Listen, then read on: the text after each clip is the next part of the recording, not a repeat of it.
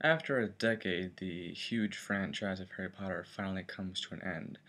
This film is directed by David Yates and stars the actors from the previous films. I've never reviewed them like this, but I can say honestly that I have liked each and every one of the Harry Potter films. Not equally, though.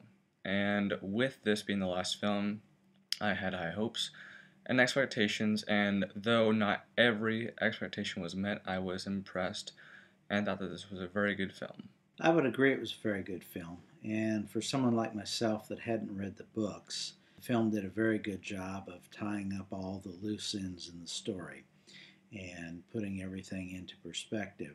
I thought the film was very well done. The story's not going to be a surprise to anyone. And since the books are so well renowned and so well read, everyone knows that the story ends with a happy ending for everyone involved. But it's still a good story, it's still a lot of fun, and it still keeps your attention for over 2 hours, which I think is always a bit hard to do.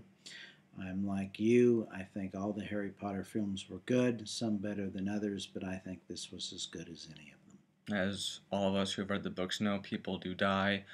The film in general is very good. The film's like 2 hours and 10 minutes long, I think, paced fairly well, although there were some times when it was a little bit more fast paced and slower paced. Having read the book myself, I was expecting a few things that I didn't find in the movie, although given how this is the final battle, I didn't see them in there because I guess they weren't considered to be very important. Performances all around were very strong. The special effects were outstanding, and there were a few trailer shots that I didn't see, which I was expecting to see, but wasn't really a huge deal.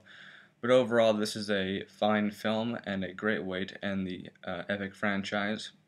And even though it's going to be hard to say goodbye, franchises do have to end, unlike some films. Overall, I will give this film 4 out of 5 stars and recommend seeing this in IMAX 3D for those who have not seen it already. Well, I would give it 4 stars, maybe even pushing towards 4.5. I thought it was a very, very good movie, and again, definitely would recommend seeing it in on the big screen if you could.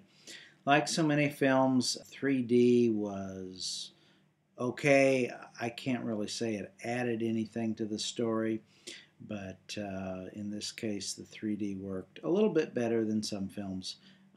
Didn't make a real difference to the story or to the experience to me, but definitely one to see on the big screen. And again, somewhere in the 4 to 4.5 star range for me. A great movie.